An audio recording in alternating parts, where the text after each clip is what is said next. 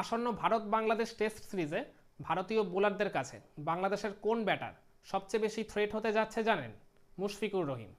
এই মুশফিকুর রহিম সাম্প্রতিক সময়ে টেস্ট ক্রিকেটে দুর্দান্ত ছন্দে রয়েছেন।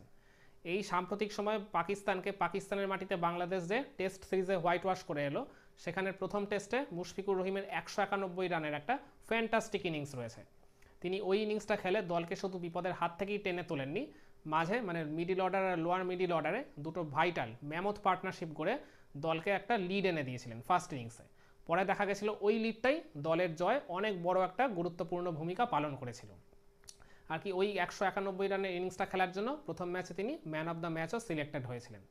আর কি ওই সিরিজে তিনি মোট রান করেছিলেন 216, তার অ্যাভারেজ ছিল 108। ভাবতে পারেন 108 গড় রেখে তিনি ওই সিরিজে পারফর্ম করেছেন। তো আর কি এই মুশফিকেরই কিন্তু ভারতের বিরুদ্ধে টেস্ট ক্রিকেটে তার পারফরমেন্সটা কিন্তু বেশ উজ্জ্বল। তিনি ভারতের বিরুদ্ধে আর কি মোট টেস্ট ম্যাচ খেলেছেন 8টা। 8 ম্যাচে তিনি রান করেছেন 604, তার অ্যাভারেজ হচ্ছে 43+। আর তিনি 2টা সেঞ্চুরি করেছেন আর 2টা হাফ সেঞ্চুরি করেছেন ইন্ডিয়ার এগেনস্টে। আর কি ভারত আর বাংলাদেশের টেস্ট সিরিজে আর কি সবচেয়ে বেশি রান করেছেন সচিন টেন্ডুলকার।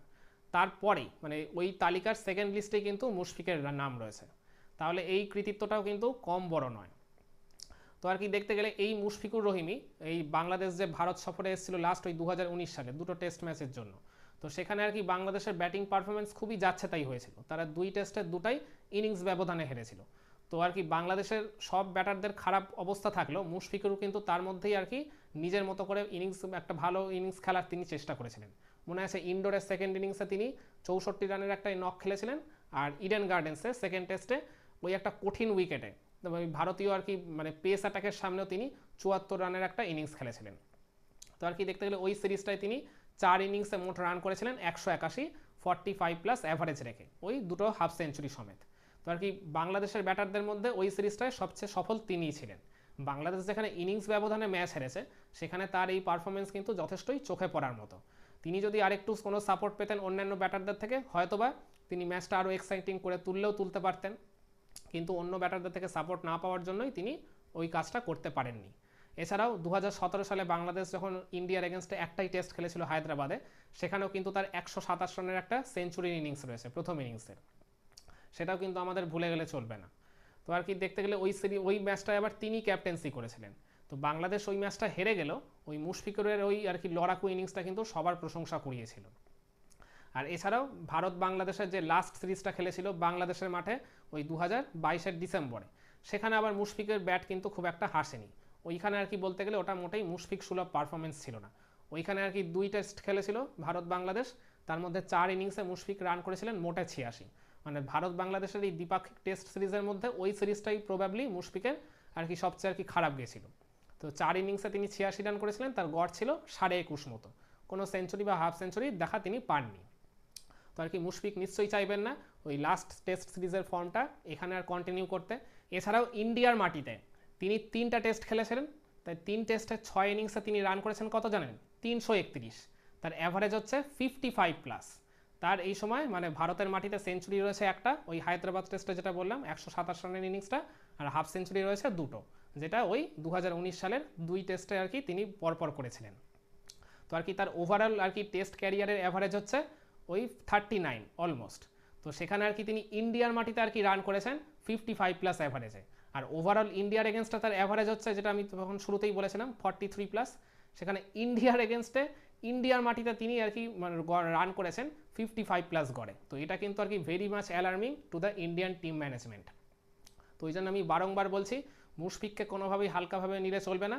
তো মুশফিকই হচ্ছে বাংলাদেশের এই ব্যাটিং লাইন আপের একটা নিউক্লিয়াস, একটা স্তম্ভ। মুশফিক যতক্ষণ আছে বাংলাদেশের টিমের আশাও ততক্ষণ রয়েছে। তো তিনি সদ্য সমাপ্ত এই পাকিস্তান সফরে যে ফর্মটা ওখানে দেখিয়েছেন, সেটাই চাইবেন ডেফিনেটলি এই ভারত সফরেও ক্যারি করতে।